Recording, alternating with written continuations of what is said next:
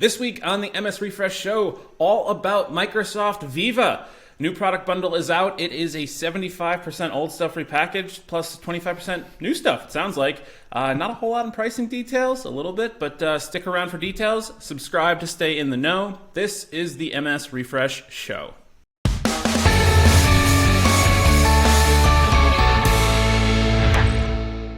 Welcome to the Matt and Sean 365 Refresh Show. This is episode 10 for the week of February 8th, 2021. This is effectively a special episode covering exactly what Microsoft Viva is. Viva was announced this week from, let's say, an online pre-recorded video announcement, 9 a.m. I think on Thursday, so definitely not live coming from Redmond, Washington at 6 a.m. And if you are new here to this video, subscribe to catch our weekly M365 update news podcast, vodcast, whatever you like to call this. That is this show, the MS Refresh Show. And also check out next month when Microsoft Ignite happens, March 2nd. That week we will absolutely be covering all the big ticket news and updates. But that really brings us into what is the topic for this week. And Microsoft Viva, the buzz phrase alert, Employee Experience Platform, EXP. Apparently Microsoft thinks that's going to be the new CRM or ERP term, especially for now the 2020s. Viva is effectively sort of a repackaging or a consolidation of a number of services that already exist or probably already on the idea timeline here for what's available in M365, but it's bringing them all into one experience, accessed through Microsoft Teams. That's going to be a big one. There are 4 modules to this new service. Each one of them is going to be an app on the app bar within Microsoft Teams. That's both on the desktop and mobile, actually. The modules are going to be rolling out over the next 3 to 6 months. Actually, one of them is a couple of them are in public preview now. One of them is in private preview. And pricing is going to be announced when each one rolls out. Now, these aren't so much, or this whole Viva thing isn't so much a product, and I even wouldn't say that it's even so much a platform. It's really more of a concept or a repackaging of, or let's say bundling. It's a bundling of services that sort of exists already within the M365 world. And I'm going to break it down into the 4 things that basically Viva gets broken into, which are Insights, Topics, Connections, and Learning. Interestingly, each of these comes with their own, nice, brand new logos, which you never see in the Teams experience. They have their own little icons that happen to pop up in the Teams app bar. But let's kind of jump into the quick intro to what each of these icons or what each of these modules are. First, let's talk about Insights. If you have any experience with the M365 platform, it's essentially workplace analytics, that newly announced well-being and virtual commute, repackaged as this new concept of Insights. That being said, they're also going to have some integrations in some third-party products, including Zoom, Glint, Workday, and SAP SuccessFactors. It is actually in public preview right now, so if you have public preview enabled in your tenant, you could actually start accessing it as we speak. The second big module is Topics. So if you're familiar with Project Cortex, which is essentially Microsoft realizing that they had these just terabytes of data points because they have so many customers in this one single cloud, they can figure out within one customer's tenant how to connect people or how people are connecting to each other, what people know, what they're saying in their emails, in their Yammer chats, in their Teams chats, all that kind of stuff. This is essentially bringing the concept of Project Cortex Topics, or sort of like the Wikipedia, AI-built Wikipedia, or can be expert curated, but let's say the AI does it first, repackaged under this new brand of Viva Topics. So this is going to be its own item in Teams. If you see a term, it might get underlined. You can hover over it, pops up with some information in a topic card about that topic, also tells you who are experts, gives you the opportunity to ask questions, all that kind of thing. Also provides some out-of-the-box integrations with ServiceNow, and you can use the Microsoft Graph in the background to reach out to some other data sources. This is actually available now because parts of Cortex are already generally available, GA as they would say in the Microsoft parlance, and the pricing for that is $5 per user per month. I will say all the licenses that allow this are pretty much everything but the government cloud. So GCC regular, high, and DoD are a no-go for that. Now, the third module for this is Connections. Okay, this one If you're familiar with the recent announcements on new features coming for SharePoint in Microsoft Teams, the Home Site app, that new app that's going to pop up at the very top left of the Teams app bar, even above the activity button, that is part of Connections. Basically, your intranet, your connection to all of the news, things like that. Add to that the whole concept of Yammer Communities or the Communities app in Microsoft Teams. It's sort of a bundling of those two concepts together within Teams. That's essentially what Connections is. And then the fourth one is Learning. This is really the new one. The other three are sort of repackaging or bundling of services that already exist within the M365 sphere. Actually, a lot of them already have their own pricing modules or processes, like Cortex features generally are priced at a higher, separately from M365 itself. This one, though, is definitely separate. So Microsoft is essentially trying to take a bite out of the LMS, the Learning Management System world, with what is essentially sort of a light step into that world. This is going to be a hub for learning within Microsoft Teams. It's going to suggest content from both LinkedIn Learning, which is its own licensing model, Microsoft Learn, again, own licensing model, and also consolidate content from other learning resources that you might already have. It's going to be a combination of pushed or suggested content, so the AI basically saying, you do a lot of this type of work, you might want to learn more about this type of content, and stuff that's assigned to you as you have to finish this, let's say your safety or your, health training yearly refresher course that you have to do every year. So it's a mixture of the two. So it's out of the box pretty nice because it's now one place theoretically that you can go. Now, does it compete with some of those other LMSs out there like Cornerstone or Coursera, things like that? Kinda, but actually not, because the integrations that they're rolling out basically from day one will essentially allow the content from those services to surface right through Microsoft or through Viva Learning, so that essentially you can keep those LMSs separate if you have resources separate, but also show them directly in this basically central location for content. So one of the big things here is the AI curated list of just-in-time learning options coming from LinkedIn Learning and Microsoft Learn, which I mentioned already, but then the integration with the other third-party apps. So content organizations like Skillsoft, Coursera, Pluralsight, edX, those content resources, which all of them are kind of like the Netflix of learning, right? You have to pay extra for those, or not extra, pay them, for their services. So there's going to be licensing with regards to those. So that content can be pulled up if you have access to those. And then there are actual LMS integrations. So if you have Cornerstone, Saba, SAP SuccessFactors, and you have your own hosted information or content that you build internally, trainings, things like that, that stuff can be available. So Viva Learning is really the new one because it actually brings together stuff that hasn't been announced before. I know the other ones might have features that aren't actually available to people, but they've been announced, some of them more than a year ago. But Learning is really the new one, and this one is really Microsoft pushing its way into a world that they haven't really tried to make some money off of yet, and I think that's definitely going to be one of the big ones for them here. This is in private preview currently. If you're interested in learning more about learning, you want to go to aka.ms/Viva Learning. There's an option to sign up for updates, and that's where you can find out a little bit more. So I'm going to actually kick it off here with my co-host, Sean Bugler. Sean, you're coming in from the West Coast, the beautiful Bay Area. Yeah, it's still just as nice. It's snowing here. I don't know. There's something whimsical about snow when you don't live in it. Yeah. So it's just turn on the Hallmark Channel and you can get what you want during the winter holidays there. But, so what do you think about this stuff, Sean? What kind of jumped out to you on this whole Viva thing? So I want to throw back to our episode. I just noticed your backdrop. What are you talking about? Getting a little tight on storage space? No. No, go on. No, so I want to throw back to the prediction I made in our regularly scheduled refresh show. Yeah.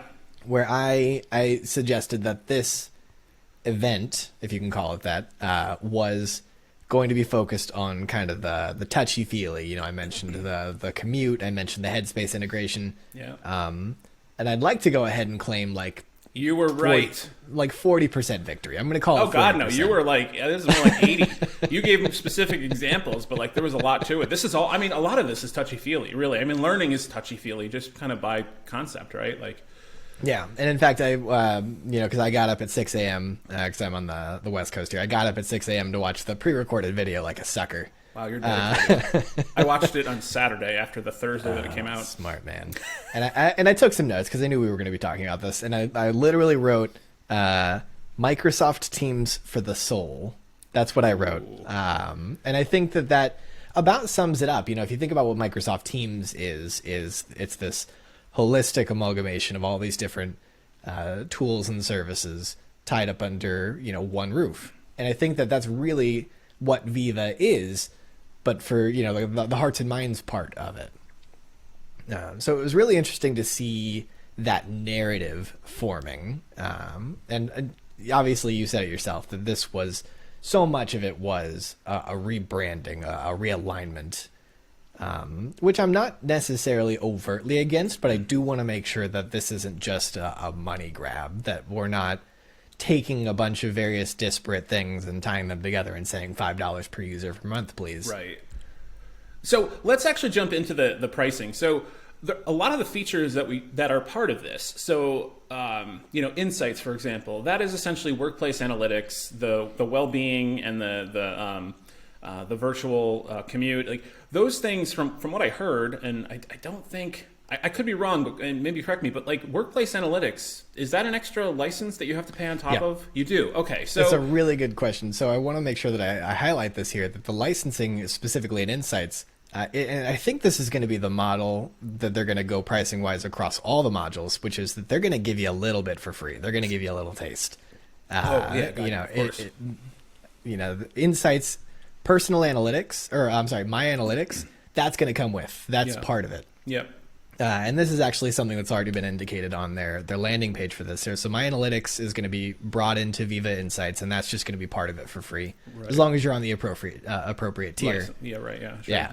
But the workplace analytics, which is of course also being folded into Insights as the manager insights and the leader insights. Yep, that's going to be extra. Right. Okay. Got it. Okay. So that's where the option is for. So you can still have Viva Insights, but it's like sort of Viva Insights Lite because it just comes with My Analytics. So right. So there's the potential there that My Analytics gets rebranded to just being Viva Insights Lite or something like that, I guess. Will be, yeah. Almost definitively we're going to see the My Analytics brand and the Workplace Analytics brands retired in lieu of Viva Insights Personal, Viva Insights Manager, Viva Insights Leadership. Yeah, okay, got it. Because there are the three tiers that they mentioned on the website. Okay, so that's fair. Connections, though, I mean, SharePoint and Yammer, like, how are you going to charge for that? I actually also have this written down on my notes. This is the only one I'm having trouble seeing them monetize. But although you noticed a new feature potentially. Yes. So I'm sure we'll throw. They're going to charge $5 a month for what is it? Yammer Stories. And so this is we'll throw up the screenshot here because maybe it's just a weird clipping to illustrate what this could be, but given particularly that Slack is working on similar functionality, that Zoom undoubtedly is going to be working on similar functionality as they start to build out their Slack and Yammer competitor, or Teams competitor rather. I think stories are going to end up in here almost definitively as just a mechanism for people to like communicate. And of course, for those people who are at or above my generation, stories are just these little 15 to 60 second video snippets that are designed to be kind of just slice of life, low production value, me with my phone or my computer saying a thing. Yeah, exactly. Yeah. Like very low effort video content. Yep. Usually vertical, which goes against everything in my my will, but at the same time I understand the use that case. War is lost. Yeah, no, it totally is. Okay, so there's a pricing model for Insights, which is, we're going to charge you for manager and leadership insights. For Connections, it seems we're not sure. Those two things are literally, they exist already. They have existed for years, right? And it's you're experiencing now wrapped in purple on Teams, but it's the same stuff we've had for a while. So that brings us to Topics, which is the Project Cortex stuff. That one's pretty clear. That's $5 per user per month. And that but effectively... it's also separate from Syntex licensing. Right. And that's... Okay, perfect. So I was going to ask you that because we have SharePoint Syntex, which is essentially that smart, file reader where it can pull out the metadata. You can tell it, hey, this form looks like this. So if I send in a PDF that has this information, like let's say an invoice, the date is always here, so pull the date out and drop it into the metadata of that document. Like, that's super cool, but that's not what this is. This is essentially like a little Wikipedia of the content, which we've been kind of waiting to hear. What are you going to do with that stuff? Because when Project Cortex was announced, it was that cool document stuff that became Syntex, and that knowledge stuff that really hasn't been announced as anything yet that you could purchase, which now it is. Now it's Viva Topics, effectively. Right. So that's $5 per user per month, which can get pricey potentially. But if you have a lot of value for that knowledge, then definitely could be useful. So I think that's an easy one, right? Like, so we know that there's a pricing model for that. And then the learning one, to me, there's no use in that thing as an organizer of content if you don't already subscribe to the services that they reference, right? Well, so I think that you're right to a point, but I think coming back to they're going to give you a taste. I mean, Microsoft Learn is a free resource. They're also going to be, supporting the ability for you to organize your own content that's on stream. And one interesting tidbit that I saw hadn't heard here, about a stream connection. Okay. Yeah, there's one really interesting line in the introduction blog post where they make mention that they're also going to be supporting the ability to collate informal learnings, these are their words, such as Microsoft Word documents, PowerPoint decks stored in SharePoint. So there's some interesting what's the Project Cortex-esque stuff potentially there, where they might intelligently organize stuff based on keywords or whatnot. Yeah. But it also just might be, Microsoft search, a la, I say this keyword, you point to this document. Yeah, sure. Okay. So I have a feeling that with learning, that will probably be offered with like a bundling package where we're going to offer, because of course Microsoft bought LinkedIn, a couple years ago at this point for the low price of $20 billion, and they want to push all the content that they grabbed with that. So I have a feeling there'll be some bundling options there for you get Microsoft Learn, LinkedIn Learning, and maybe they'll pull in Pluralsight and something else and say, for $8 a user per month, you have access to all this stuff, which fine, that's great and all. I will say that working remotely and having worked remotely now for a few years, in-person stuff, whether it's a conference or whether it's just like going to a local, project management best practices class, talking COVID aside, which I realize is a huge asterisk to this conversation, but eventually things will get back to normal. Online learning for a lot of people is just not a good way to do things because they get bored, they can press pause, they get distracted, they get an email. There is no status option in Teams that says I'm learning. You really can't bother me right now. So I mean, some people do love it, but I think the majority of people actually do a lot better in person, and that's why colleges still do in person, and for the most part, again, COVID aside. But I guess I'm interested to see what happens with this one. Because just because of the way people I think learn, I think they have to be able to know that they can raise their hand and ask a question, even if they don't. They know that it's available, or they can interact with people. So I can see this being a bundle, almost like YouTube TV kind of thing, where you that's interesting. You grab packages.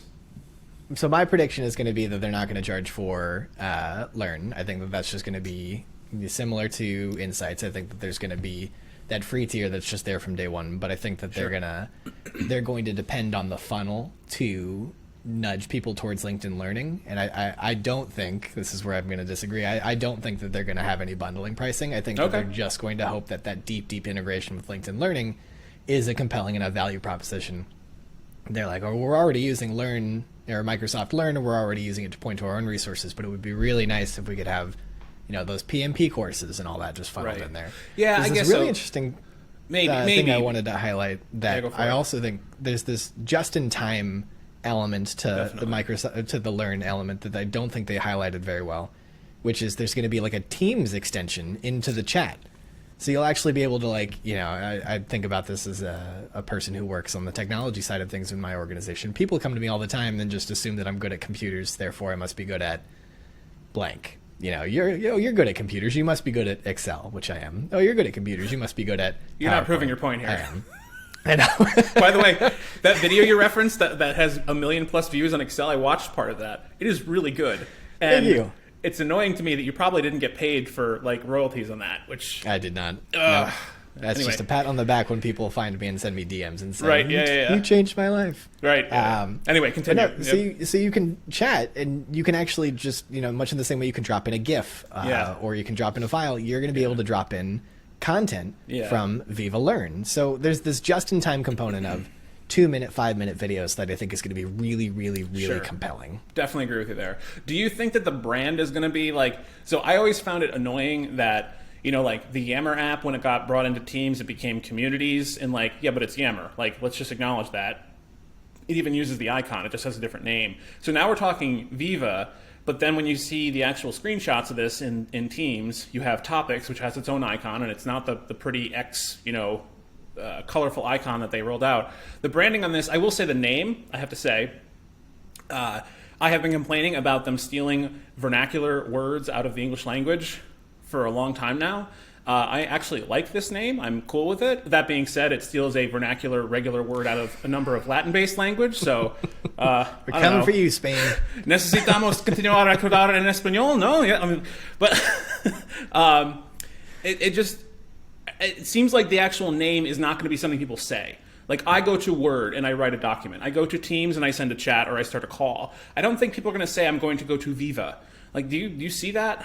No, definitely not. This is the clear indicator that I'm seeing on Microsoft's side of the fence is that the branding was never for the end user. The branding continues to be for the admin and the CFO with the checkbook. They want to feel like if they're going to spend money, you're buying something. You're buying something, and that's the big thing. Yeah, okay, fair enough. Interesting. Which makes it that much more difficult for us change people that have to deal with like, hey, what's this new Microsoft Viva thing? And it's like, yeah, you already have those apps. They're already on your app bar. Don't worry about it, dude.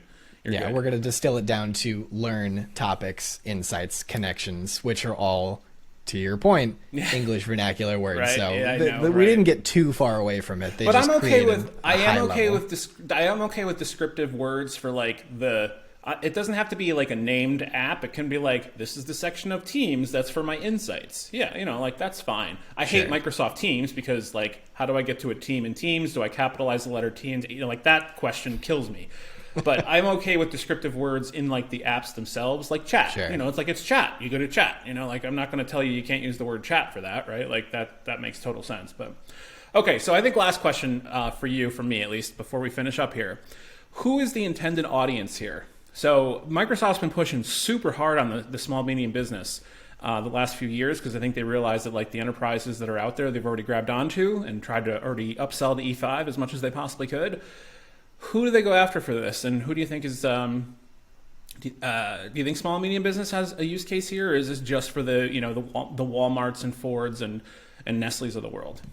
I wish I could say this was for small and medium businesses. I genuinely do. I think that there are elements of it, of these kind of the freebies that I predict are going to be core offerings within most of these that are going to be useful to some degree. But let's not kid ourselves that. Microsoft is absolutely looking at, already the maxed out contract E5 tier organizations, and they're thinking, how do we squeeze $5 more per user per month? E7. I wish that they were going to go, like, I think that they have figured out that they can have kind of the maxed out bundle that isn't maxed out anymore and still dime out to... these small add-ons. I mean, I was looking at the add-on store earlier today just because my organization has E5.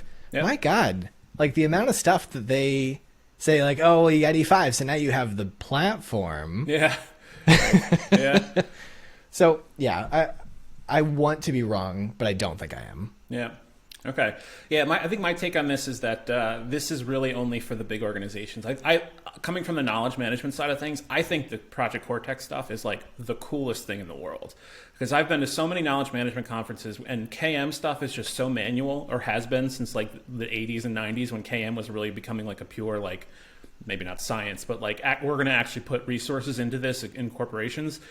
and now it's potentially becoming automated. And like that's like going to be the biggest boon to the concept since the concept even was born, right? If you have money. Right, correct, right.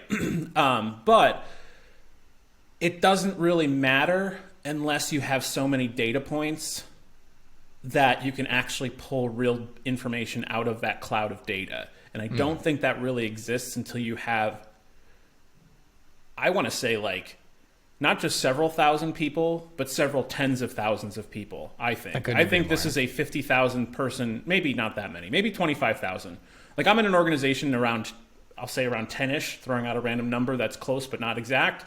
I don't think most of this stuff would be applicable to us. Maybe the learning would, because it kind of hubs everything together, which is nice, but the rest of it, I don't know. Maybe insights. I think that we're going to see like small snippets of value. Like I'm a 360 person organization. Yeah. I think that Learn is going to be useful because we are a Cornerstone customer. We are a LinkedIn Learning customer. Yep. I think that the My Analytics stuff is going to be interesting until somebody asks a privacy question. Fortunately, Microsoft seems to be trying to address that early on. Yeah. I think Topics is a non-starter. I think that for you, I think in an organization your size, yeah, definitely. And we have, third-party services like Box and Slack and Zoom, which it does technically support, but that means that you've got to pay for the integration or you've got to build it yourself, which are not, those are not small to medium business things you do. Yeah, that's very true. Very true. Okay, so one thing I just wanted to point out in the meeting or in the video description, we have a whole bunch of resources. So there's a lot of good stuff out there about Viva, and there's a lot of not great stuff out there about Viva. Just from my own readings and watchings over the course of the last few days, I've tried to weed out what's not good. I'm sure the content Sean has provided the same deal. This video actually is to try to help answer the question of like, what is it? Which if you watch any of the product videos on YouTube and look at the comments, that is pretty much the number one question, because all of those marketing videos, which I understand the way they have to go with them these days, but like almost none of them actually show what it is. So we've grabbed some features, which you've already seen in this video at this point, of like what it actually looks like. But we did a lot of the filtering and sorting for you. So that's really what we're trying to do for you here, which is to there's other stuff out there. Feel free to go Google it, but like we try to give you the good stuff in the video description. So definitely look down below for that information. And ask questions. I mean, if there's anything that we didn't answer in this, ask the question here, and we'll go try and hunt that information down. Yeah, and I want to know more about this too, because I only went. I've really only. I'll say skimmed it. I mean, I've probably read more than most people, but at the same time, like I don't know the ins and outs of a lot of these things, and if I have the use case to find out more, I definitely want to. So I'm with you there, Sean, definitely. But I don't know. Any closing thoughts on this thing? What predictions do you have? I'm curious. Ignite is next month. And they also just announced, I texted this to you right before we started, they have a project management focused event that's kind of stood up just like this one was. Any predictions for either, what's going to come out of Viva, what's going to come next, either through Ignite? Because I don't think we've seen everything that's going to get folded into Viva yet. What do you think? Yeah, I don't know. So Ignite is a 2-day event, at least. I think it's the 2nd to the 4th, something like that. So maybe it's a 3-day event. And usually the first day is going to be, at least, back in September, it was all announcements all day long, basically, and, deep dives in the session. So I would assume that means that they have a lot more stuff coming. And I know we've complained about the double dip, but like there's no real reason to push out this Viva thing and a PM, overview type thing weeks earlier than Ignite, except for the fact that the Ignite audience is the IT folks, and like this employee experience thing, this is really aimed a lot more for the folks in the learning space and the folks in the HR space, believe it or not. That's sort of what the expectation is here, which is these are areas that Microsoft doesn't traditionally spend a whole lot of time in, but that's where places where like SAP and ADP and maybe Workday, those kind of organizations, they are well entrenched in here. And then for project management, those folks don't spend much time. They wouldn't be Ignite people either. They use Microsoft Project because they have to use Microsoft Project, right? Like, or if they prefer, they use something else, right? Like whatever. There's Planner too. Yeah, well, no, I meant but I was going to say any other third-party app that they want to go out there and say this is better than Project or Planner because, or they may not even know what either of them is because they've been using. We use Asana at my organization. Yeah, exactly, or Monday.com or fill in the blank. It doesn't matter.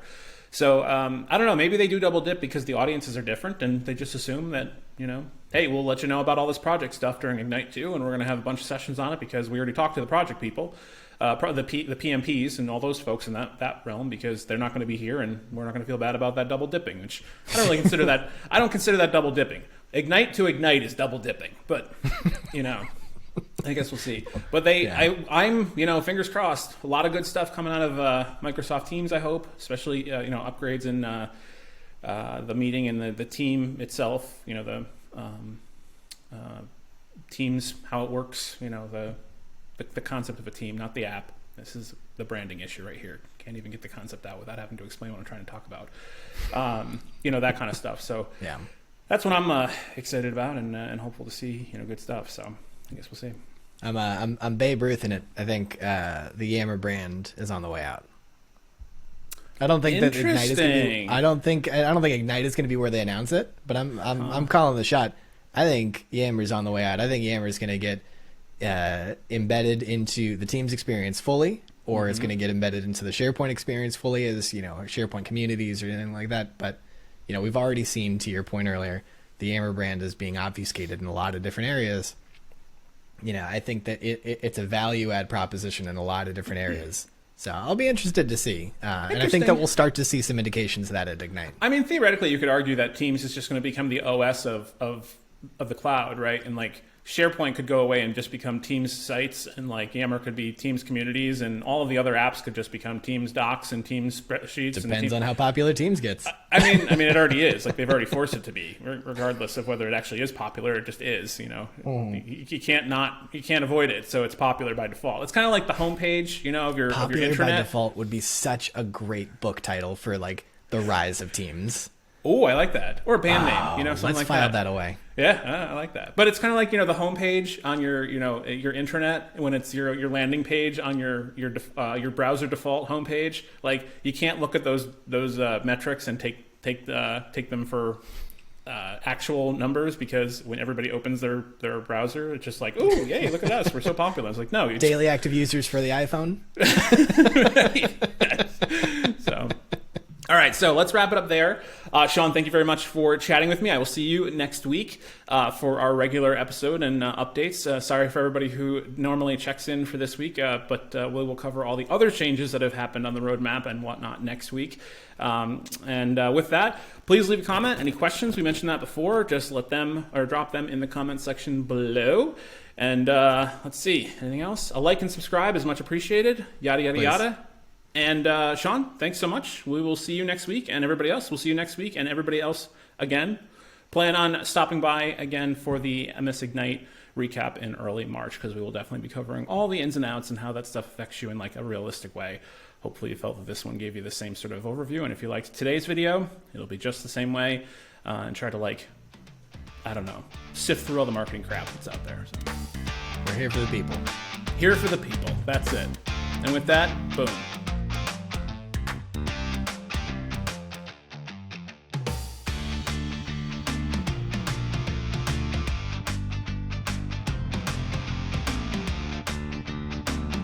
Did you see the Topics Q&A bot thing that they highlighted in the blog post? No, I didn't see that.